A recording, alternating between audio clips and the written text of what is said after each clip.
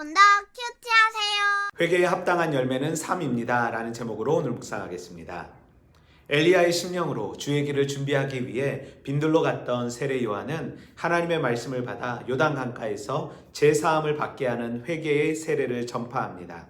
세례 요한은 이사야 책에 쓴 바와 같이 광야에 외치는 자의 소리로 주의 길을 준비하고 오실 길을 곧게 하는 사역자로서 모든 육체가 하나님의 구원하심을 보이게 심썼습니다.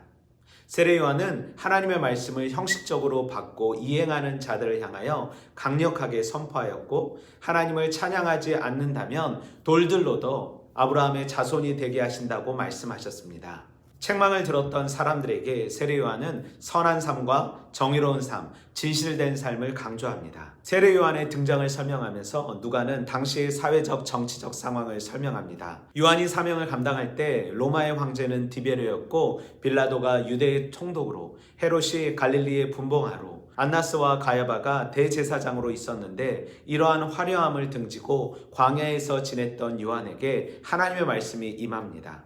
힘과 부가 하나님 나라인 것처럼 생각하며 살았던 세상에서 세례 요한은 하나님 나라를 선포한 것입니다. 우리는 본문 속에서 하나님의 말씀으로 충만하길 원하신 하나님, 우리의 사명이 주의 길을 준비하는 삶임을 말씀하시는 하나님, 나의 삶이 이 세상의 잘못된 것을 바로잡길 원하시는 하나님, 나의 삶을 통해 세상에 하나님의 구원을 보게 하시는 하나님, 말보다는 행함을 더 강조하시는 하나님을 발견할 수 있습니다. 시대를 향한 하나님의 말씀은 종교 권력과 지위에 심취한 종교인들에게 주어지지 않고, 광야에서 하나님을 대면하며 고독하게 살았던 믿음의 모험을 즐겼던 요한에게 주어집니다.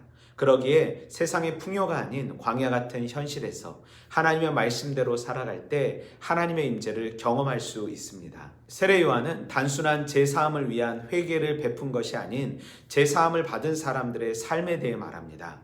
믿음의 삶을 동반하지 않으면 쉽게 변질될 수 있기 때문입니다. 선지자 이사야의 책에 쓴 내용은 이사야 40장 3절에서 5절의 내용으로, 바벨론으로 끌려갔던 백성들이 포로 생활을 끝내고 바벨론에서 이스라엘로 여행할 때 하나님께서 그들 앞에 가실 것을 상징적으로 묘사한 것입니다. 당시 이사야가 예언한 내용은 백성들의 해방에 관한 것이었지만, 궁극적으로는 그리스도의 영원한 구원 사역을 준비한 세례 요한의 사역임을 말합니다. 말씀을 들은 성도의 삶은 변화입니다. 변화하지 않으면 변질될 수밖에 없습니다.